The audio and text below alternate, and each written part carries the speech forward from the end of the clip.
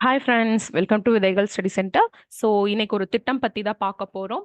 So 15/7/2025 கல்வி வளர்ச்சி நாளப்ப தொடங்கப்பட்ட இந்த திட்டம். டேட் நல்லா ஞாபகம் வச்சுக்கோங்க. டெஃபினட்டாக ஒரு கொஸ்டின் கேட்க போகிறாங்க நம்ம இந்த குரூப் 2A ஓகேங்களா. உங்களுடன் ஸ்டாலின் அப்படிங்கிற திட்டத்தை தான் தொடங்கி வைக்கிறாங்க. ஒரு திட்டம்னு பார்த்தோம்னா அது திட்டம் தொடங்கி வைக்கப்பட்ட நாள் முக்கியம். ஸோ எந்த நாள்? கல்வி வளர்ச்சி நாள். ஈஸியாக நம்ம 15/7/2025ங்கிறத மைண்டில் வச்சுக்கோங்க. ஓகேவா. ஸோ எங்க தொடங்கி வைக்கிறாங்கங்கிறது ஒரு செகண்ட் ப்ரியாரிட்டி. ஸோ செகண்ட் எங்க? சிதம்பரத்தில் தொடங்குறாங்க. சிதம்பரம். ஓகே. இது எந்த படத்துல சொல்லுவாங்கன்னு போடுங்க. ஓகே. ஏன்னா நீங்க இப்ப 2A நோட்டிஃபிகேஷன் வந்துருச்சு. கம்மியான வேகன்சி. ஒரே பரபரப்பா இருக்கீங்க. கொஞ்சம் சில் பண்ணிக்கோங்க. ஓகேவா. ஸோ இதோட நோக்கம் என்ன?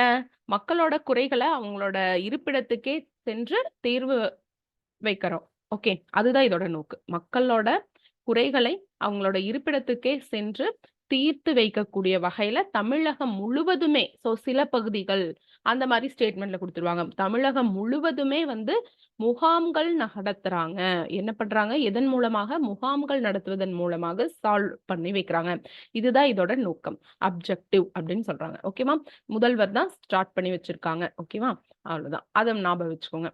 அடுத்தது பாத்தீங்கன்னா 2 சிலை பாருங்க. லால்புரம் பகுதியில் அமைஞ்சிருக்க இளைய பெருமாள் நூற்றாண்டு அரங்கம் மற்றும் அவரோட சிலையையும், சிதம்பரம்பேட்டை பகுதியில அம்பேத்கர் சிலையும் திறந்து வைக்கிறாங்க. சரிங்களா. இது அந்த அளவு இம்பார்ட்டன்ட் இல்ல. இந்த திட்டத்தோட ஒட்டியே நம்ம பயணிக்கலாம். அதனால இது அது தேவையில்லை.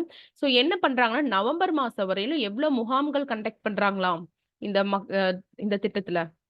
உங்களுடன் ஸ்டாலின் திட்டத்துல மக்களுடன் முதல்வர் என்ன டேட்னு எனக்கு கமெண்ட் பண்ணுங்க.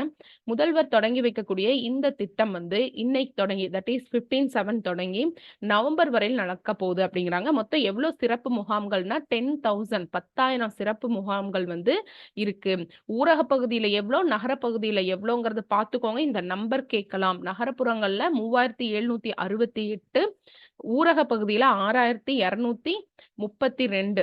ஆக மொத்தம் 10,000 சிறப்பு முகாம்கள் நடைபெற இருக்குது அப்படின்னு சொல்றாங்க.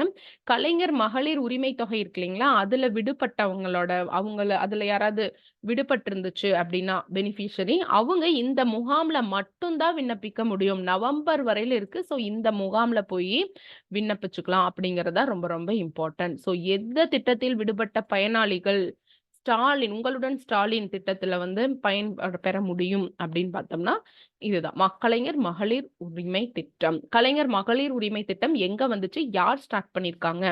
சாரி, எங்க ஸ்டார்ட் பண்ணிருக்காங்க? இடம், டேட், மந்த், அதுவும் விடியல் பயணத்தோட டேட், மந்த், இயர், இதுவுமே எனக்கு கமெண்ட் பண்ணுங்க. ஓகேவா.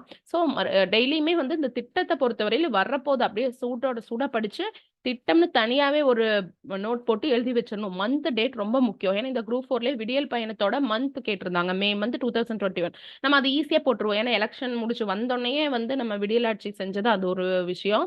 சோ அது பாத்தீங்கன்னா ரிசல்ட் வந்த டைம் அப்படிங்கிற போது மே ஒட்டி வரும்னு சொல்லி அசம்ஷன்ல போட்டலாம். பட் எல்லாத்துக்கும் அந்த மாதிரி பண்ண முடியாது. டெஃபினட்டா தமிழக அரசு திட்டத்துக்கு மட்டும் டேட், மந்த் நீங்க படிச்சுக்கிட்டே இருக்கும்போது உங்களுக்கு ஞாபகம் வரும். ஒரே இதை வச்சு திருப்பி திருப்பி சொல்லாம திருப்பி திருப்பி டெய்லியும் நீங்க பாருங்க. அதுதான் திட்டத்தை மைண்ட்ல வச்சுக்கக்கூடிய ஒரே வழி. ஓகேவா.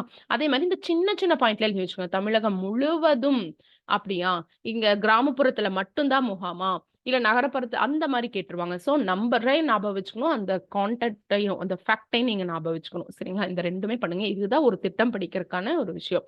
அப்பப்ப டெய்லி வர திட்டத்தை நான் உங்களுக்கு போட்டுறேன். ஓகே. Thank you friends.